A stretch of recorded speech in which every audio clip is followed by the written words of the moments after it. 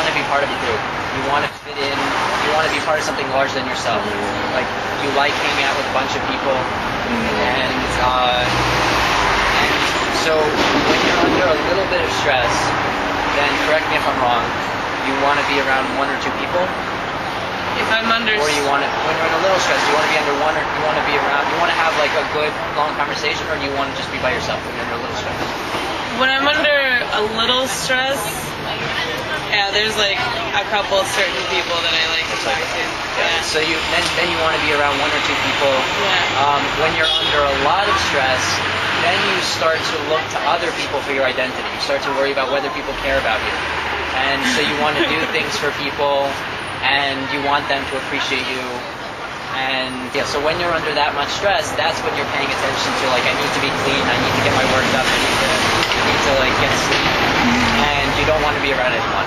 And so and you're also worrying about how, like, whether they care about you. And that's all like together. Yeah, when I get like super stressed out, I get kind of a sense of like I don't know, like everything gets muddled in my head, and like I start to think kind of irrationally. Well, that's before as much stress as I'm talking about, actually. Yeah. Because in the degrees of stress, when you're normally us, we're under a little, we're always under some like regular everyday stress. Yeah. Well, we're not always. We don't have to be apparently, but most people are normally. And so at that point in time, that's when you want to be part of a group. You want to be around a bunch of people, and all these other things I was talking about come into play. Yeah. Like fear of being personally insignificant, fear of not having enough information, all of that. When you are under a little more stress than that, that's when you still have the fear of being insignificant, not having enough information, but now you wanna connect with one or two other people. You just want to have like a long conversation. You don't want to be around a whole lot of people. Yeah. You just want to be with one or two people. Yeah. But then, certain friends too. Right, exactly. And they have to be close friends, people you know you can connect with. And then it's when you're under even more stress than that, that you would start worrying about whether people care about you, wanting to do things for people, and ultimately at the same time you don't want to be around people. Yeah. And you want to get your work done, you want to get sleep, and you want to be clean, and things like, physical self-preservation kind of needs are important. Yeah. And but normally you like sleep, food, getting work done, all of that, you just sort of ignore it. Unless you're not under stress. Unless you're not under stress. That is so funny because like my roommates, I don't want to like gross you out or anything, but like we keep a clean house, but like they shower like way more often than I do. No, I know. I don't know, well, my clothes, like I go like a month without washing my clothes. I could have predicted that. That's because you have a least self-preservation. That's your least priority. Yeah. So you either have to be under a lot of stress for all those things to be really important to you, or you have to be under no stress at all. Yeah. If you're not under any stress, then you balance all these things. You don't feel like you just need to be part of a group, or you just want to connect with one or two people, or you just want to take care of self-preservation, sleep, food, etc.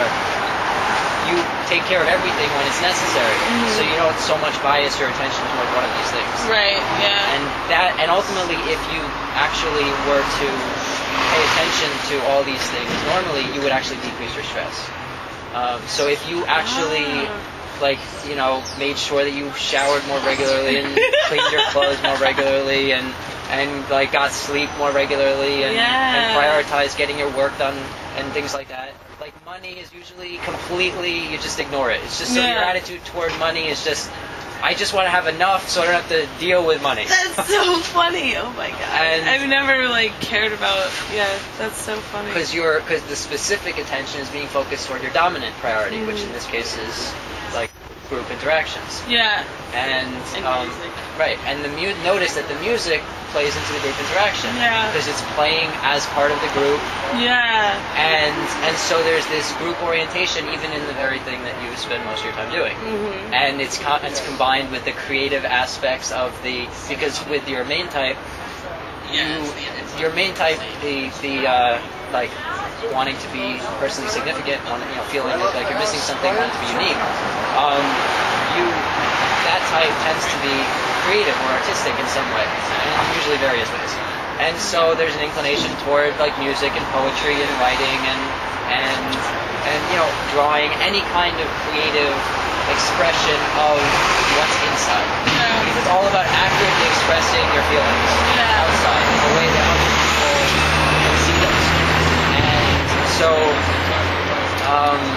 so it's interesting because you can see in your music the combination of the group orientation with the creative expression of your feelings. Yeah, that's because there's obviously a lot of emotion wrapped up in music. And there really is. And you're drawn toward things that bring out strong feelings in you.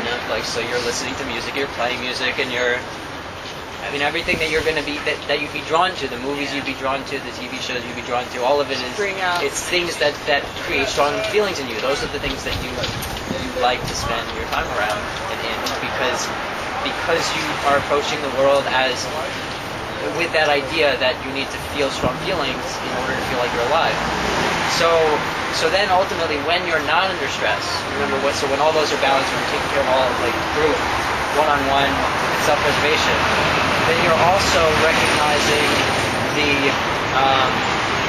that ultimately it's not. At that point, you don't feel like you need to be feeling strong feelings to feel like you're alive as much, because you're not identifying with your feelings as much. Usually, you identify with your feelings. That's what personality is all about. When you're not under any stress, like I said, then not only are you more balanced in the way you spend your time with social social groups and one-on-one and self-preservation, but you also normally you're very disorganized, very undisciplined, because you feel like you need to be in the mood to do things. That's all about the identification with the feelings. You want to be true to your feelings, and so you only want to be in the mood. So then it creates a lack of structure.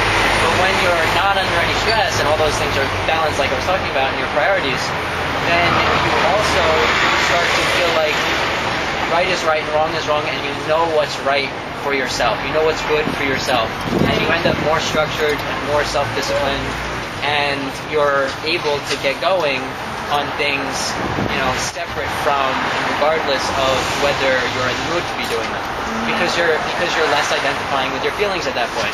So when you're healthier, so when you're under stress for long periods of time, you get less healthy, which then all of that stuff turns into more desires. The thoughts become more erratic. The feelings are being replayed more often, and you can't be here as much. That's so funny. And then when you're not under stress for long periods of time, then you get more structured. You're more here. You're more present. You're not as much in your thoughts and feelings about the world, and you're living in the world. And because there's also that part of you that feels like you're just an observer, not